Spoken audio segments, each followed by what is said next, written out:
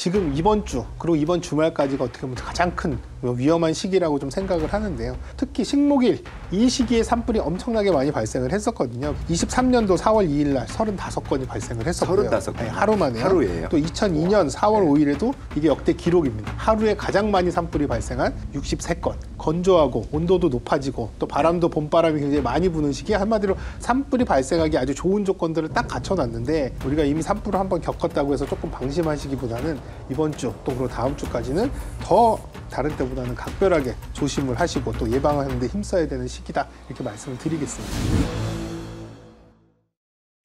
네, 실시간 재난안전정보방송 재난안전119 안전토크 시간입니다.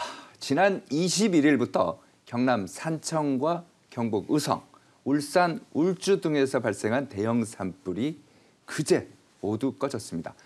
식목일이 끈 이번 주가 또다시 산불 위험이 높다고 하는데 우리 모두 긴장해야 할 것 같습니다. 그래서 오늘은 KBS 재난방송 전문위원이신 이영주 경일대 소방방재학부 교수 모셔서 자세한 얘기 나눠보도록 하겠습니다. 어서 오십시오. 네, 안녕하십니까.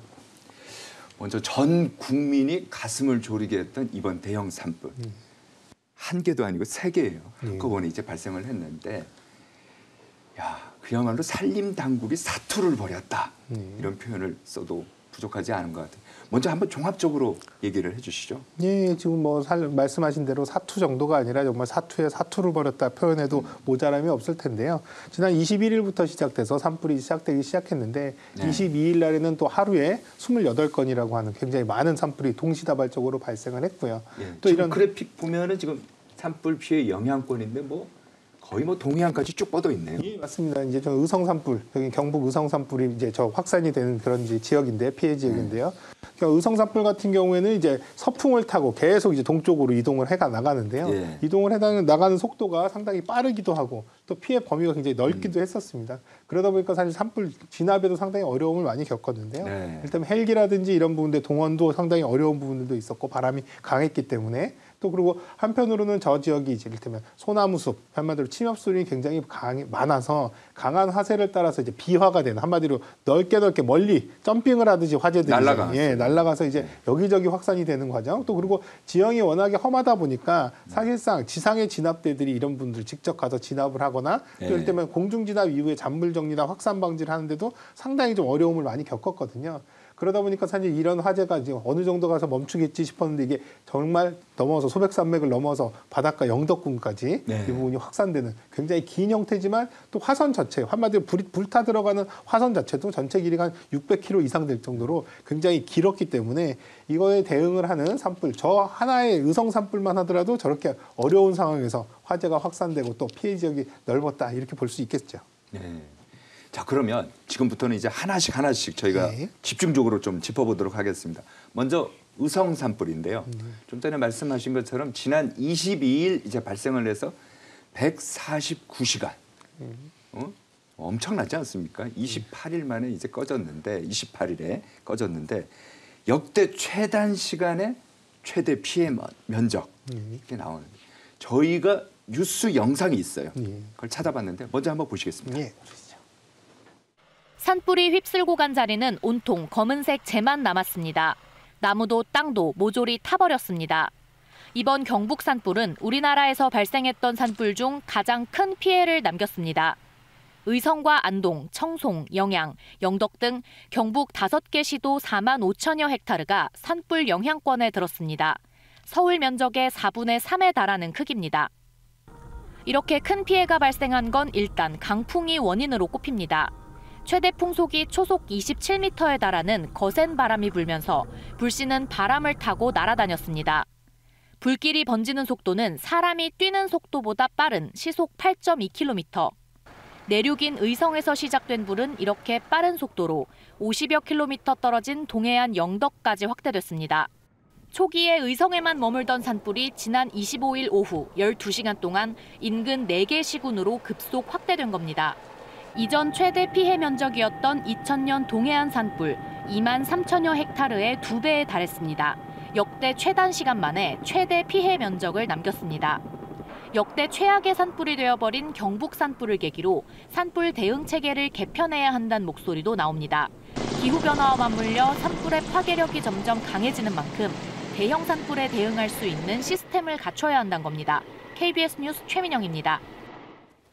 기록을 경신한다는 거는 뭐 참 좋게만 저는 생각했는데 이거 이제 나쁜 거 기록을 또 경신한 것 같아요. 이전까지 보면은 2000년에 동해안 산불이 이제 가장 피해가 컸다고 하는데 좀 전에 이제 기자 얘기를 들어보면 2배가 넘은 거예요. 예, 엄청난 맞습니다. 거 아닙니까? 예, 맞습니다. 말씀하신 2000년도 동해안 산불도 사실 역대급 기록으로서 사실 피해 면적만 해도 23,700헥타르 정도 이렇게 됐었거든요. 근데 이번에 피해 면적으로 보면 이번에 피해 면적이 현재까지 집계된 걸 보면 한 48,000헥타르 정도가 됩니다. 그럼 거의 48,000. 예, 거의 2배 이상을 훌쩍 뛰어넘는데요.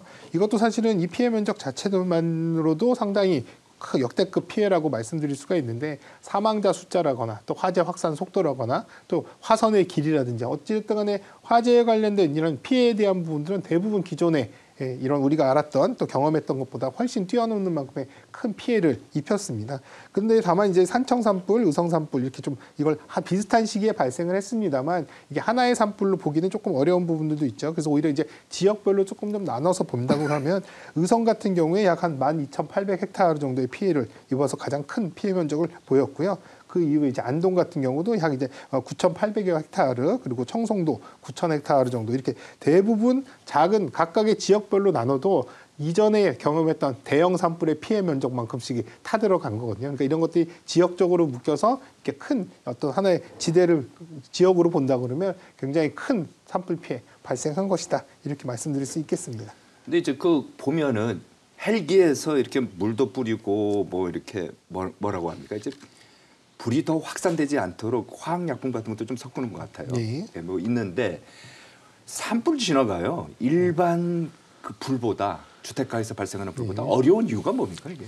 일단 가장 기본적으로는 산불이라고 하는 특수성상 예를 들면 이제 우리가 소방대들은 소방차를 가지고 전문 장비를 가지고 화재가 난 곳에 최대한 접근을 해서 진압들을 할 수가 있기 때문에 일반적인 건축물의 진압은 그래도 충분한 장비와 훈련 또 접근성을 가지고 이제 이루어지는데요. 산불 같은 경우에 사실 기본적으로 불을 끌어 현장에 가는 것 자체가 사실 어렵잖아요. 그렇기 때문에 지상의 전력이라든지 또 공중에서 헬기가 간다 하더라도 이러한 분의 접근성을 이렇게 일반적인 건축물의 화재보다도 훨씬 어려운 상황에서 진압을 해야 되는 것들. 또 이렇게 진압이 어려운 과정에서도 화재가 굉장히 강하게 형성되는 이런 특성이 있는데요. 일반적인 건축물은 대부분 이제 건물 안에 있는 가연물 양은 정해져 있는데 여기에 이제 공기가 산소가 얼마나 잘 공급되냐에 따라서 화재 크기가 결정되거나 화재 양상이 바뀌는 소위 이제 전문 용어로는 환기지배형 화재라고 하거든요. 근데 이제 산불 같은 경우는 가연물도 무한대로 있고 또 산소 공급도 무한대로 있고 그러니까 여기에 점화원만 떨어주면 무한대로 계속 화재가 커질 수 있을 정도의 강한 화재를 형성하는 이런 소위 이제 연료지배형 화재의 대표적인 사례인데요. 이러다 보니까 강한 화재가 형성된다고 하면 기존의 방식들의 여러 가지 소화 방법들이 적응성 있게 진압을 하기도 상당히 어렵고요. 또 여기에 투입되는 여러 가지 장비들 같은 경우도 접근도 어렵고 강력한 화력에 대응하기도 어려운 이런 상황들이 이 산불에 굉장히 피해를 크게 한다라고 보겠고 또 하나 가장 중요한 건 그냥 산불이 커지기만 하면 모르는데 바람을 동반하거나 이렇게 되면 이게 이제 굉장히 빠른 속도로 확장이 되는 거죠. 피해 면적이 계속 넓어지는 상황들이거든요. 그래서 이러한 요인들이 복합적으로 작용하기 때문에 일반 건축물의 화재보다도 진압하는데 시간도 그렇고 인력도 그렇고 장비도 그렇고 많이 걸릴 수밖에 없는 매우 어려운 화재다 이렇게 말씀드릴 수 있겠습니다. 자, 그렇기 때문에 헬기가 가장 중요할 것 같아요. 헬기로 이제 불을 끄는 게 중요한데 지금 산림청의 진화 헬기 충분하다고 보십니까? 어떻게 보십니까? 사실은 뭐 더 많으면 좋겠습니다만 또 그렇게 일반인분들께서 생각하는 것처럼 그렇게 부족한 상황이라고 보기도 좀 어려운데요. 지금 현재 산림청에서 가지고 있는 산불 진화용 헬기는 약 50여 대 정도 되고요. 지금 이제 화면에 나오는 거 보면은 제가 한번 보면은 미국 S64 예, 이게 S64 7대가 있고 예. 러시아 KA32 이게 29대 그리고 우리나라 이제 수리원 3대가 있고 미국 벨사가 만든 206 이게 7대가 있고 프랑스 제가 또 4대. 저거만 보면은 말씀하신 것처럼 그렇게 적은 숫자는 아닌 것 같은데. 그리고 저기 50대 보유 헬기 중에 저기 미국의 S64 기종 같은 경우는 예. 대형 헬기로서 거의 이제 5,000리터 이상급의 물을 한 번에 담수해서 쏟아부을 수 있는 대형 헬기고요. 우리나라 이제 산불 헬기의 주력 헬기라고 할 수 있는 러시아제 카무프라고 하는 KA32 요즘 한 담수 용량이 한 3,000리터 정도 됩니다. 저 헬기 같은 경우가 가장 많이 보유를 하고 있거든요.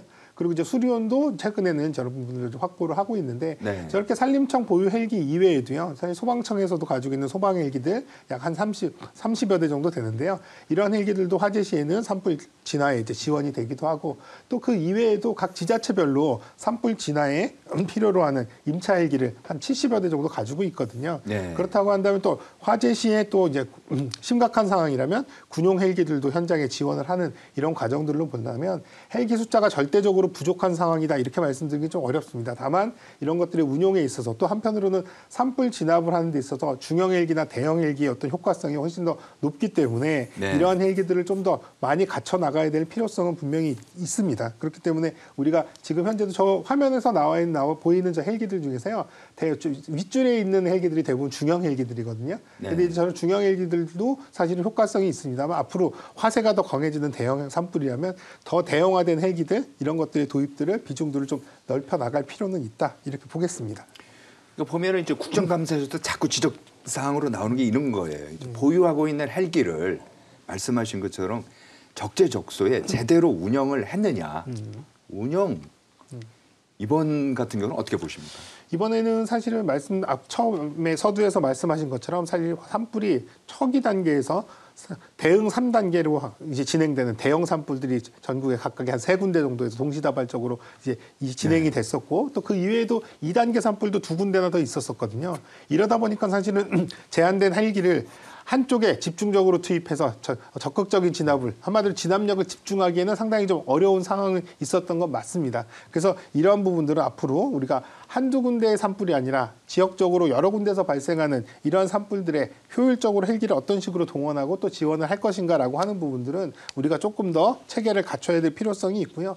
또 한편으로는 이제 많이 이전 말씀하신 것처럼 이전에 국회에서 국정감사 시 지적됐던 것들이 헬기 중에 정비 중이라서 사실은 운용 못하는 헬기들이 많다. 그래서 이런 것들이 문제 아니냐. 이런 러시아제 같은 경우는 우크라이나 전쟁 이후에 부품이 조달이 안 돼 갖고 뭐 문제가 많다는 얘기 많이 맞습니다. 그래서 그 말씀을 좀 드리고 싶었는데요. 많은 국민께서 이런 것도 있는 것도 왜 제대로 정비 안 해서 못 쓰나 네. 이렇게 생각하시겠습니다만 정비를 못해서 안 쓰는 게 아니라 사실 정비를 할 수 없는 한마디로 이제 이 헬기 같은 경우는요.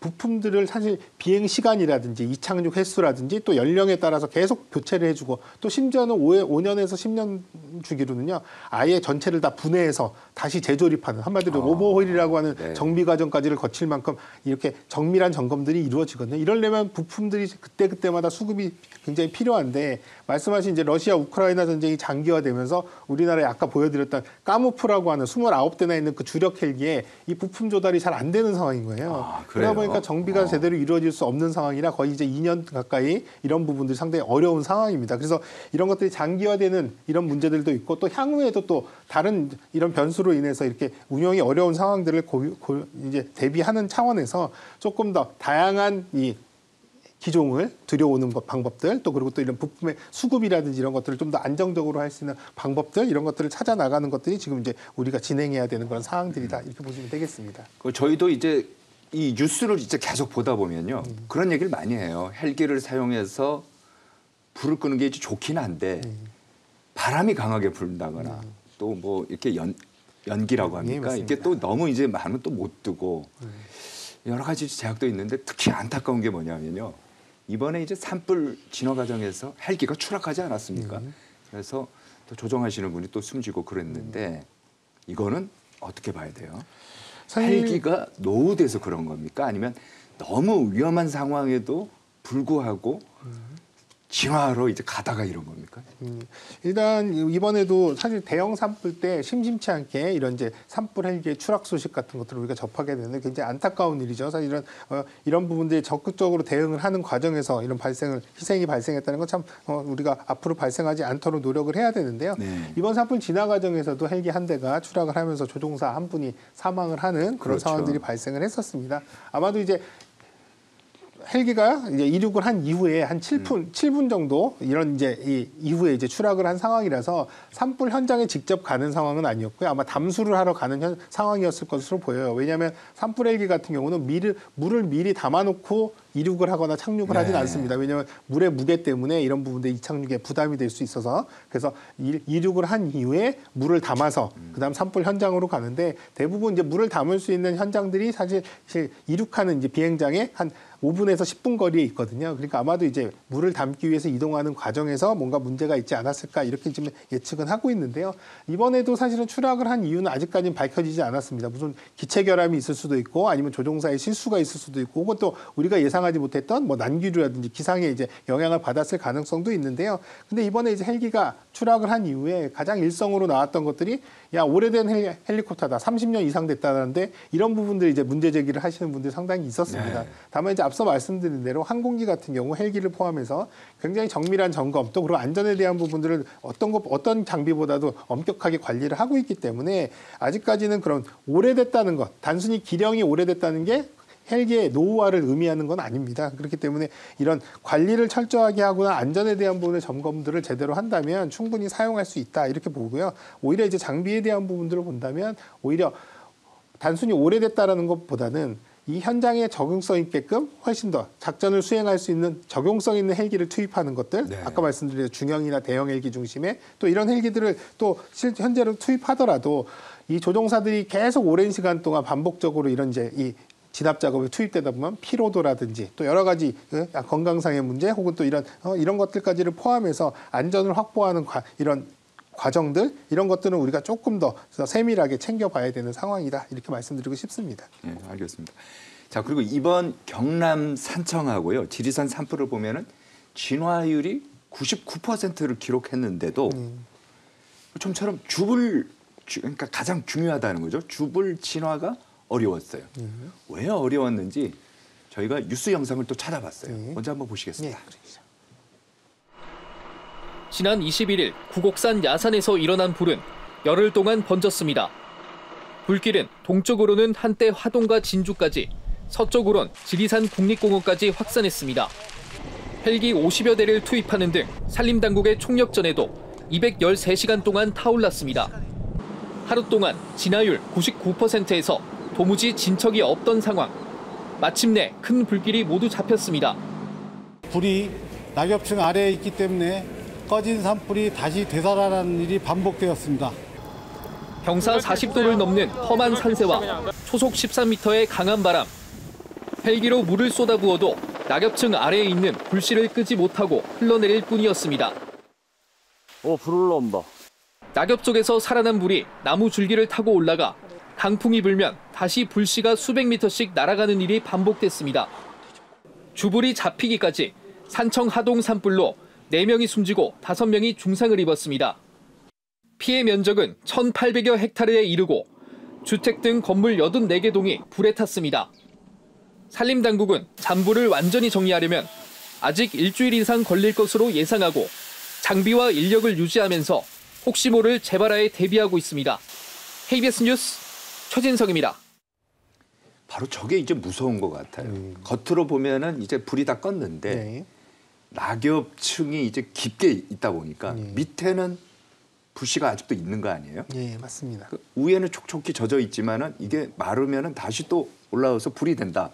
이런 얘기인데 이거 어떻게 해야 됩니까? 이런 거는? 예, 그래서 사실 이 지역 지리산 일대 이 산청 지역에 이제 산에 이제 직접 진화를 하신 분들의 말씀을 들어보면 낙엽 두께가 거의 1m 이상 이렇게 1m? 많이 예, 맞습니다. 이제 인적이 드문 곳 같은 경우에는 1m 이상 쌓여 있으니까 이 낙엽층이 사실 실제로 화재가 발생했을 때는 이 낙엽층도 다 가연물이잖아요. 그렇기 때문에 바싹 마른 낙엽층이 화재가 확산되는 데 굉장히 기여를 많이 하는 부분들이 있고 또 하나는 1차 주불이 잡힌 이후에도 불씨들이 이 낙엽층 안쪽에서 이게 살아있는 경우에 이렇게 이제 빽빽한 낙엽층 안쪽에서는 아주 작은 불씨로 오랫동안 살아있어요. 이게 이제 산소 공급은 적게 되면서도 불씨가 계속 살아있다가 이게 점점점 커지면서 일정 시간 이상이 되면 다시 큰 불로 이어지는 이런 것들 소위 훈소라고 하는데 이런 상황들이 이제 계속 발생을 하게 되기 때문에 산불 진화도 어렵지만 나중에 잔불 작업을 할 때도 이런 낙엽층들을 일일이 다 헤집으면서 지금 이제 화면에 보이는 예, 것처럼 맞습니다. 다 이렇게 긁어내네요. 예, 맞습니다. 겉에서 보이는 것들 또 낙엽층을 긁어내서 그 밑에 쪽에 있는 또 불이 있는지를 또 보게 되는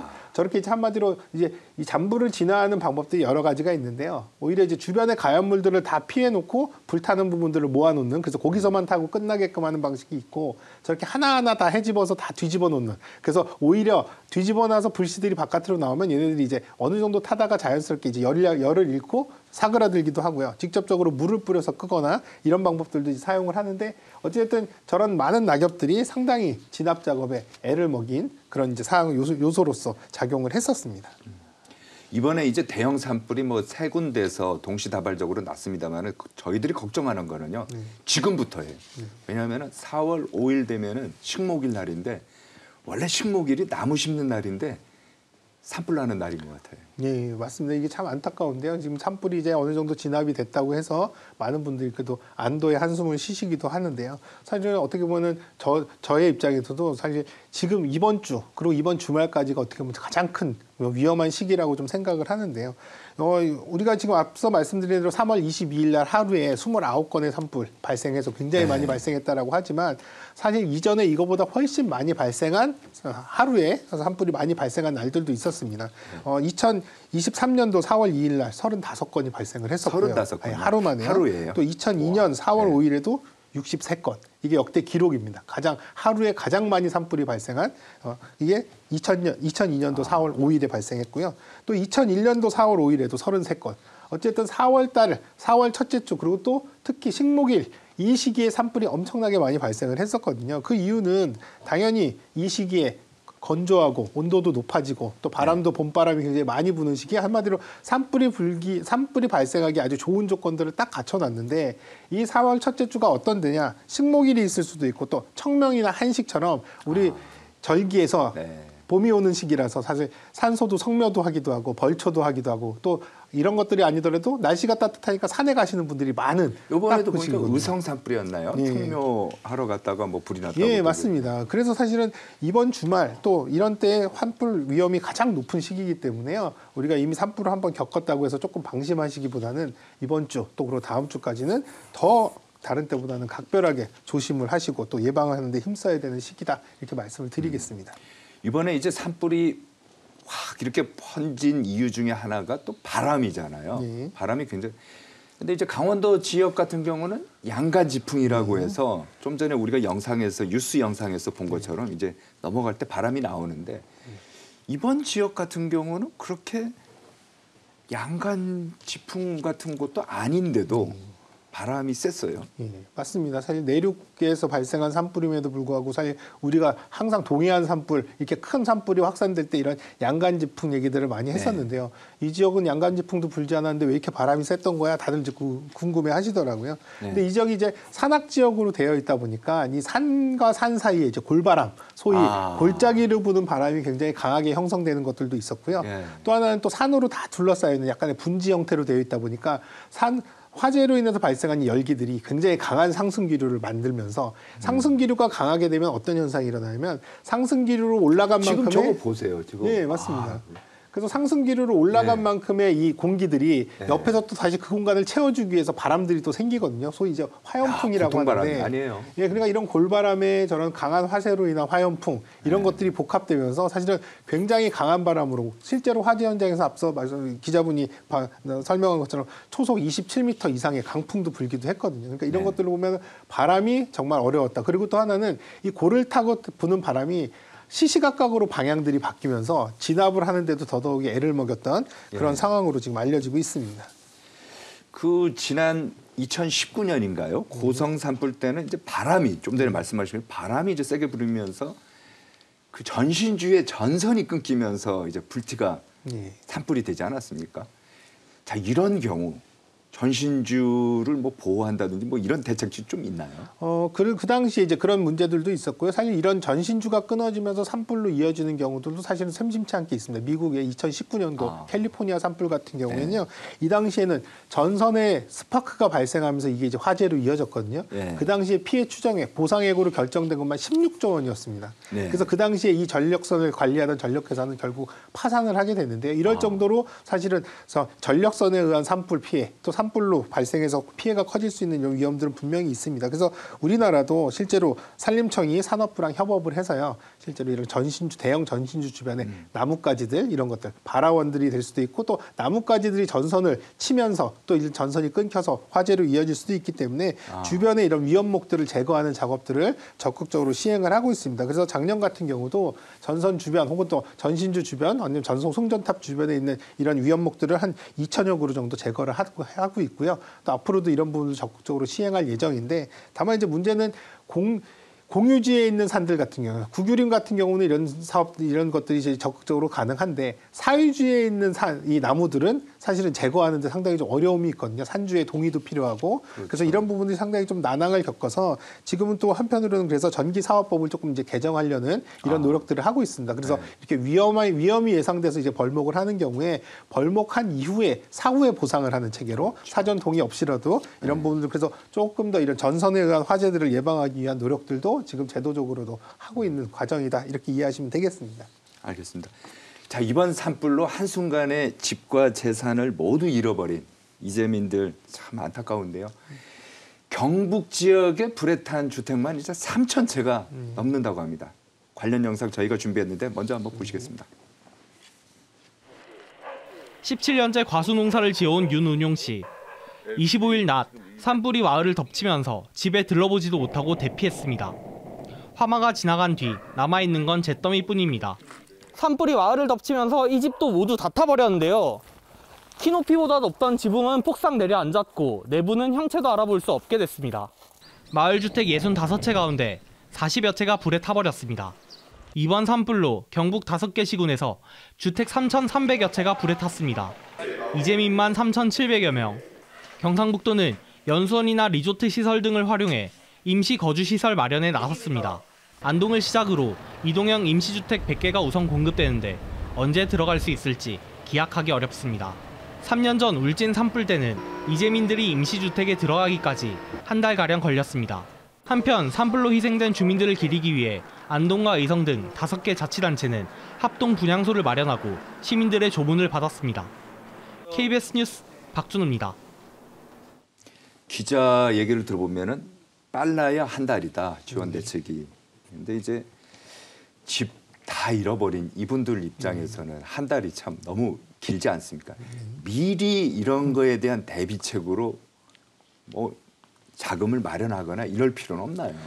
일단 각 지역별로, 지자체별로 이제 재난지원금이라고 하는 또 이제 재난 시에 쓸 수 있는 재난지원금보다는 이제 재난 시에 쓰는 재난기금들이 이제 마련이 되어 있어서 이렇게 급박한 재난 상황에 피해 보상이라든지 여러 가지 복구에 쓸 수 있는 이제 기금들은 마련되어 있습니다. 다만 이제 이런 기금들을 운용할 때도 절차에 따라서 또 이런 부분들의 집행에 대한 부분을 다 이제 승인을 받아서 써야 되는 이런 과정들로 되다 보니까 시간들이 상당히 좀 많이 걸릴 수가 있거든요. 다만 이제 재난지역으로 선포가 되면 이러한 과정들을 훨씬 더 생략해서 우선 이런 부분들에 투입을 하고 나중에 이런 부분들을 이제 정산하는 이런 체계들도 가능하기도 하고요. 그래서 조금 더 속도감 있게 현장에서 필요한 부분들을 좀 이제 지원을 하는 부분들도 필요한데요. 앞서 말씀드린 대로 사실 한 달 정도 걸린다는 것들은 사실 임시 주거를 해드리는 것만이 한 달 정도고요. 실제로 이분들이 소실된 집들을 다시 복구하고 이런 기간들은 뭐 6개월에서 1년 그것보다 더 많이 걸릴 수도 있거든요. 이게 사실 어떻게 보면 충분한 보상 이런 부분들을 해드리는 것도 사실 필요하긴 합니다만 또 한편으로는 정부에서 정해놓은 보상 절차나 보상 기준들이 있다 보니까 이런 것들이 사실 이 피해자분들 이재민 분들이 바라시는 그런 눈높이에 안 맞았을 때 또 갈등이라든지 또 장기화되는 경우들이 많이 있었거든요. 그래서 이런 부분들은 사실 어떻게 보면은 절차대로 한다 하더라도 그분들의 심정의 입장에서 충분히 설명드리고 이해를 구하는 과정만이라도 있었다면 이분들이 조금 더 이런 부분들에 수긍하실 수 있지 않을까 하는 부분도 있고요. 또 한편으로는 뭐 임시 주거에 있는 동안 또 완벽하게 생활적으로 또 회복해서 돌아가는 이런 과정 이전까지는 뭐 보건이라든지 환경이라든지 여러 가지 또 이분들의 심리적인 또 안정이라든지 이런 것들을 조금 더 세심하게 또 이런 것들은 또 그 현장 안에서가 아니라 국민 여러분들도 따뜻한 시선으로 이분들을 좀 늘 관심을 가져주십사 하는 바람이 있습니다. 네, 알겠습니다. 여기까지 듣도록 하겠습니다. 지금까지 KBS 재난방송 전문위원이신 이영주 교수였습니다. 오늘 말씀 고맙습니다. 감사합니다.